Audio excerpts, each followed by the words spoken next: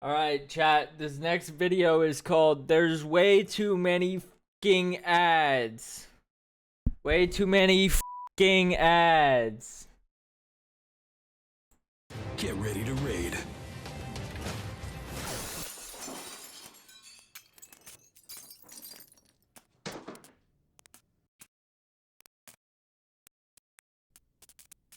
Hi.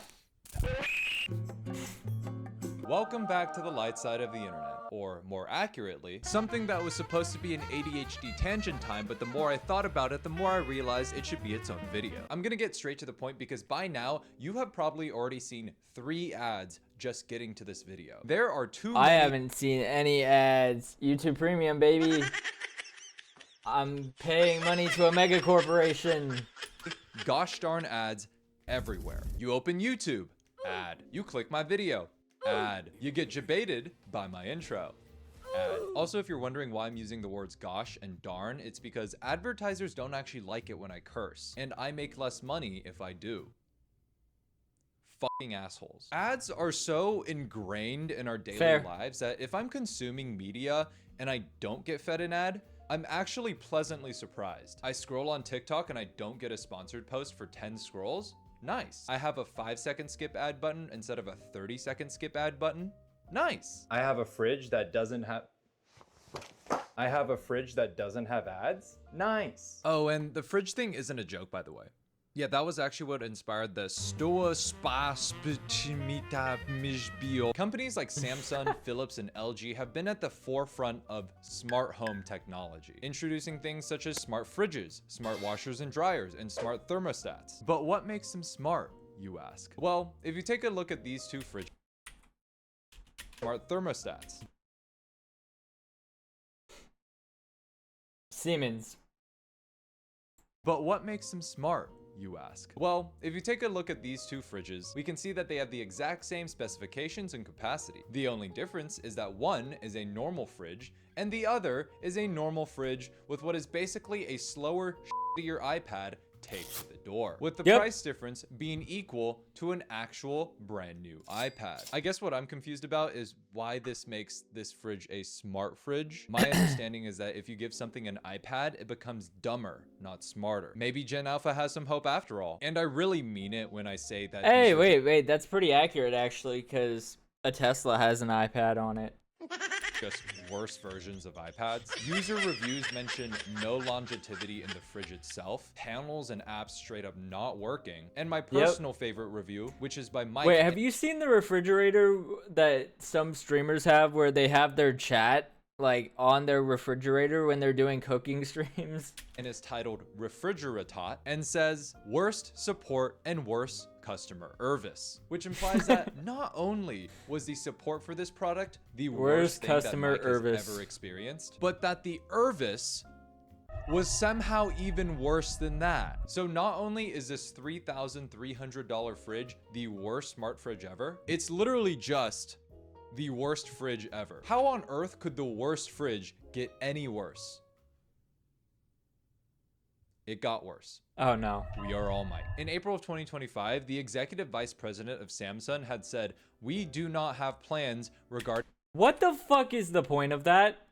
There's a button that you have to press on the refrigerator to get it to open, and then you have to stand back while trying to avoid the door hitting you. The vice president of Samsung had said, "We do not have plans regarding the inclusion of advertisements on AI home screen." Like, how lazy can people be that they can't open the damn fridge? Lie. And maybe it was this realization that I could potentially be bombarded with ads about the Amex Platinum card. Well, I think it's all the rich bougie people that are like, ew, I don't like a refrigerator that has handles on it.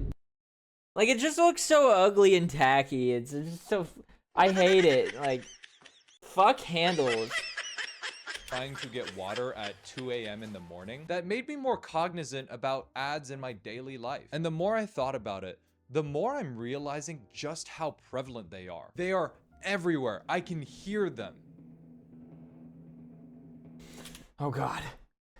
The ad, it's coming. It's coming. The ad is, it's almost here. I can literally hear them. Wait, why can I hear them?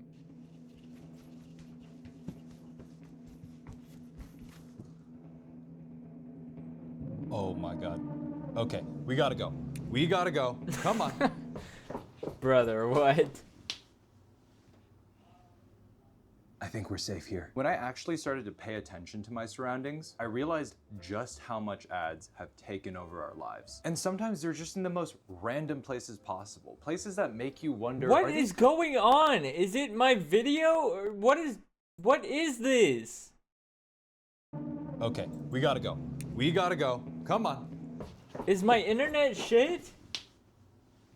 Why are all the videos like this? I think we're safe here. When I actually started to pay attention to my surroundings, I realized just how much ads have taken over our lives. And sometimes they're just in the most random places possible. Places that make you wonder, are these companies just trying to burn money? Why am I getting Louis Vuitton ads on Netflix? I'm literally on the cheapest non-ad-free plan on Netflix. There seems to be a demographic mismatch here. Why am I getting ads at the gas station pump? Seriously, do these actually work? Because have y'all seen those?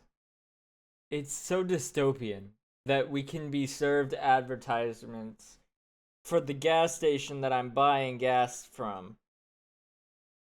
It's like when you watch a Disney movie and you get served an ad about a Disney movie. It's like, I'm already buying your... So you got me here to buy your products so you can tell me to buy more of your products? Fuck you. I've never been to a gas station and thought, oh, this is a good time to schedule my colonoscopy. Right after I pick up my pack of Marlboro Reds and a 2-for-2 chimichanga and chili dog combo. That's a damn good deal and definitely a good idea right before colonoscopy. Like, where else are we gonna put ads?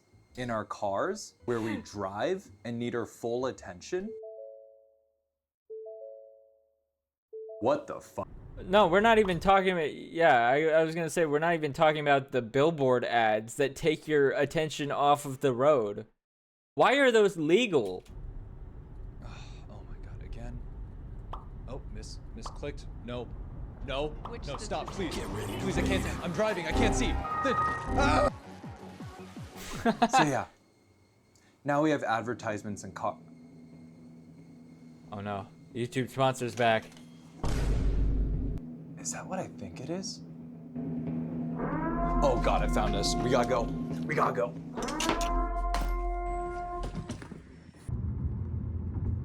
For your safety, don't take a ride from Bro, where the fuck is he going? Is he fleeing the country? Do you remember in that really niche indie movie?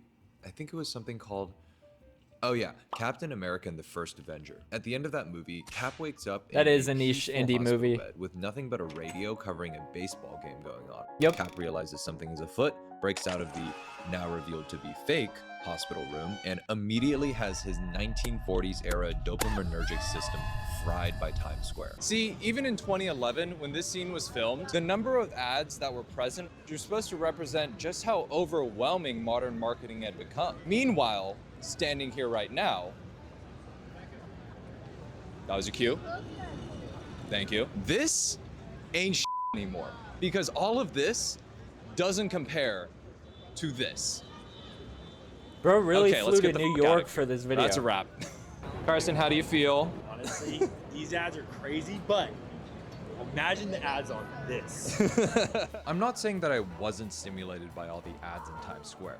I was actually quite stimulated by this Gap ad that is on top of a Gap store. This advertisement that Oh would my be really gosh. funny if you put it in Japan. And the ever-present and omnipresent aura of the military-industrial complex. They just didn't have that same oppressive feeling like I get on my phone. Because unlike my phone, these screens don't follow me everywhere.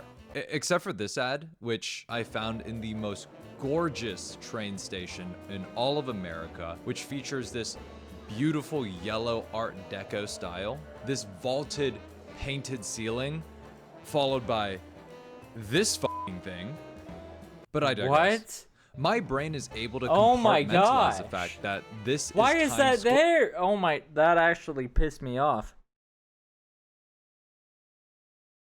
That just ruined the whole vibe of the area. They put a fucking Apple logo there?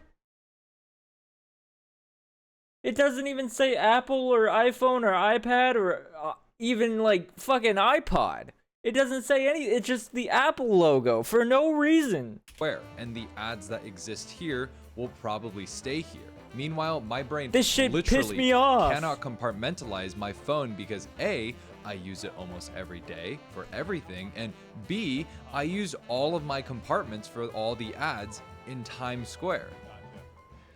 There are so many ads here. The thing is, almost every single activity we use our phone for is now an avenue for companies to feed us marketing material. It also seems like these ads are getting longer, more frequent, and more invasive. I remember when there was an era of YouTube where sponsorships were almost non-existent, while ads were really just limited Yeah, to you remember when like YouTubers were shamed for doing sponsorships, so they just didn't do it? And now like every YouTuber does sponsorships now?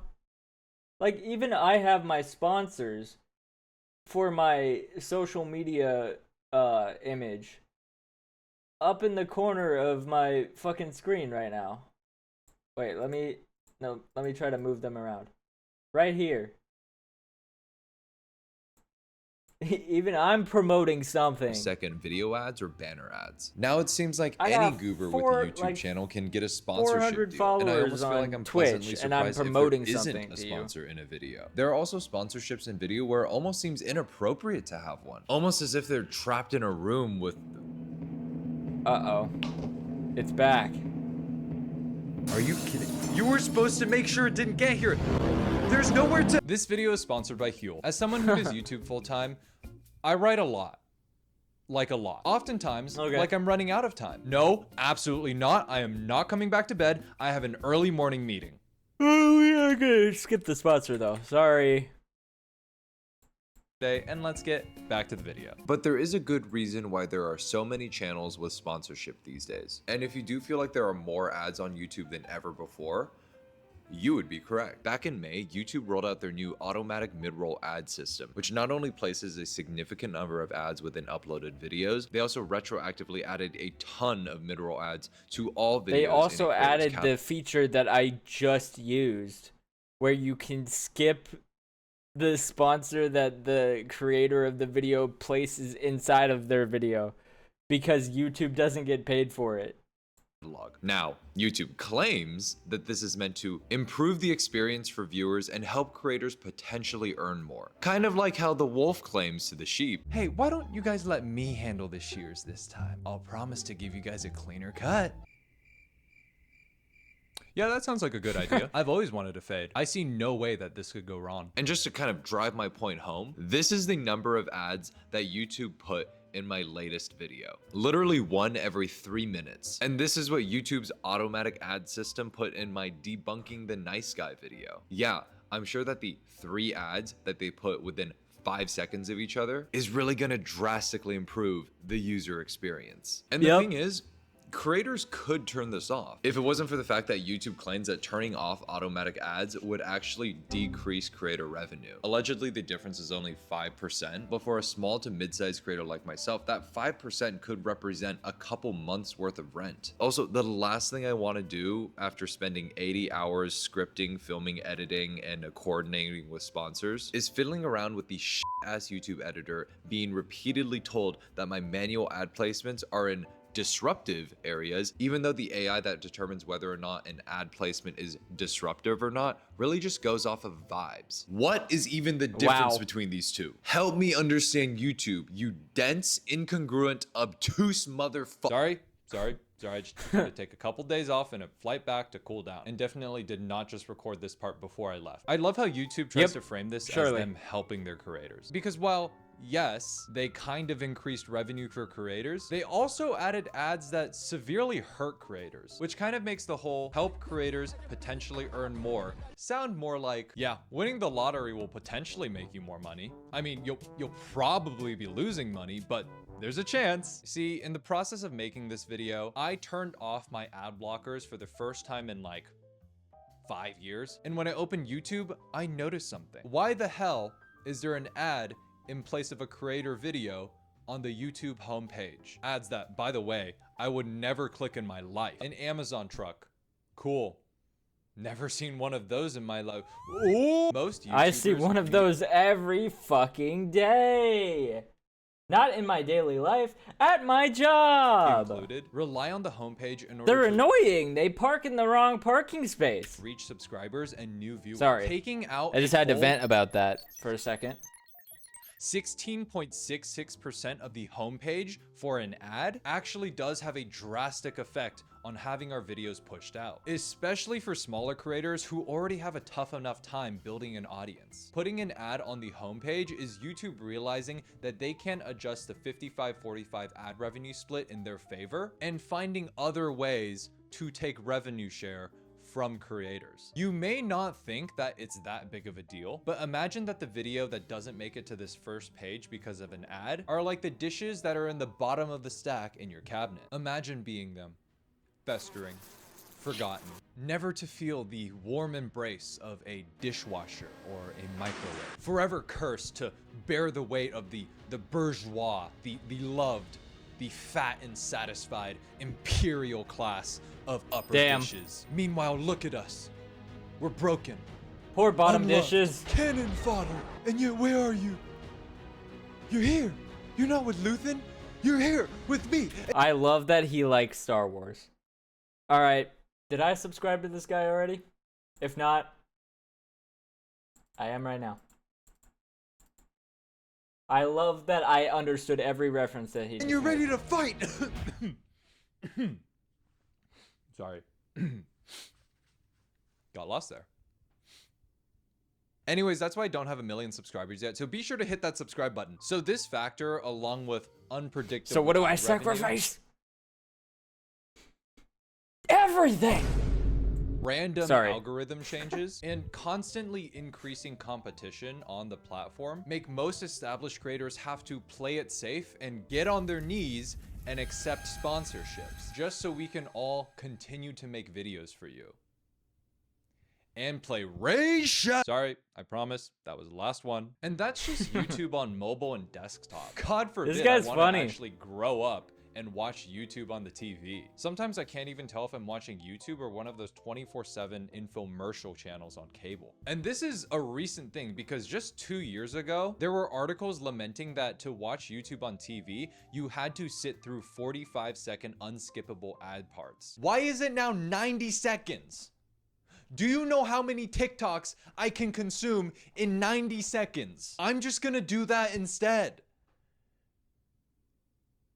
Actually, yeah, let me just do that instead. Surprisingly, the Wait, only... have you guys ever unironically sat there and watched an infomercial channel on like cable TV? I have. And it almost convinced me that I needed a specific vacuum.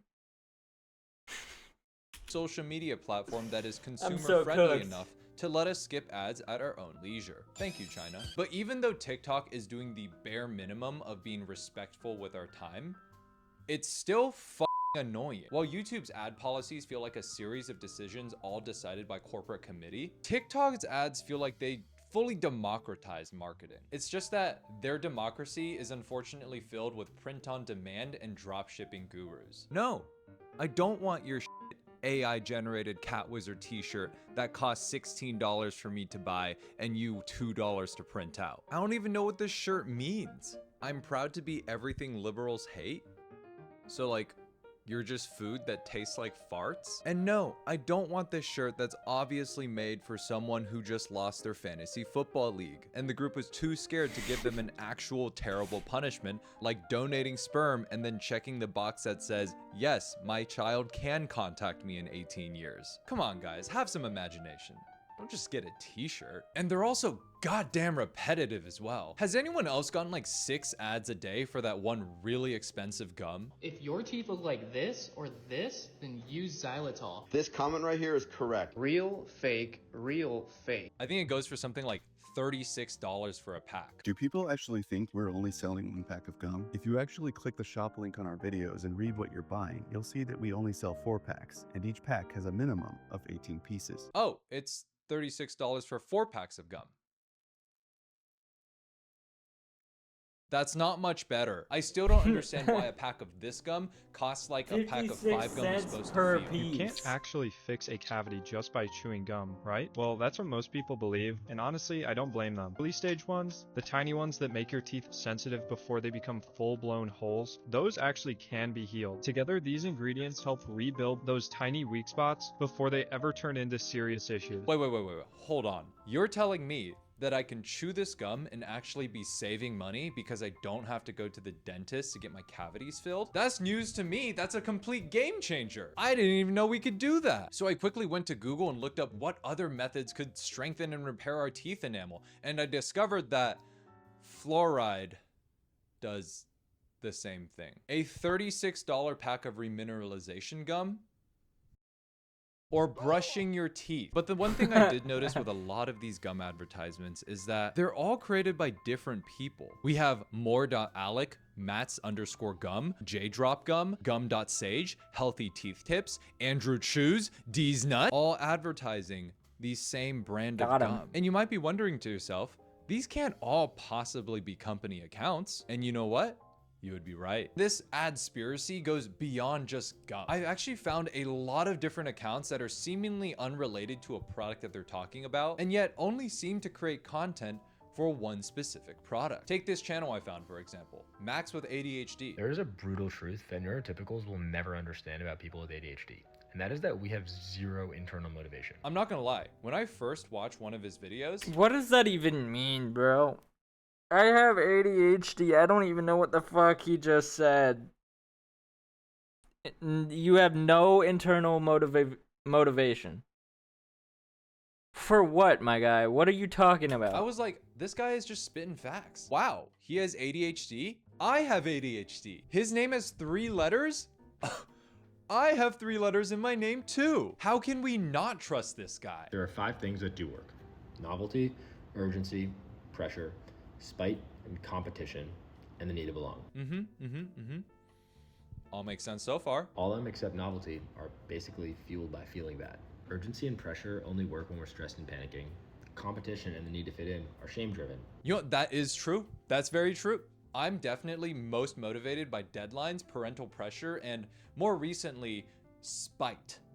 Anyways, do continue, Max. There's this one that I found that I use that's built on actual behavioral studies of ADHDers. Specifically, it's called Mindflow AI, and it acts like a personal guide that basically gamifies your day and tricks your brain into working. Can you stop calling yourself an ADHDer? Having ADHD isn't a personality, bro. Like, I have ADHD. I don't make that my whole life.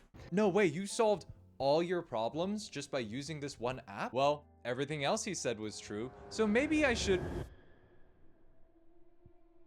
Wait a minute. Oh, you mother. You almost had me. Pretending to be my friend. Building up my trust in you by saying some facts about ADHD and making me hate neurotypical people. And then, what do you do after that? You turn around and immediately start shilling some ChatGPT rapper. Do you even have ADHD? Is your name even Max? I bet your real name doesn't even have 3 letters in it. You're trash.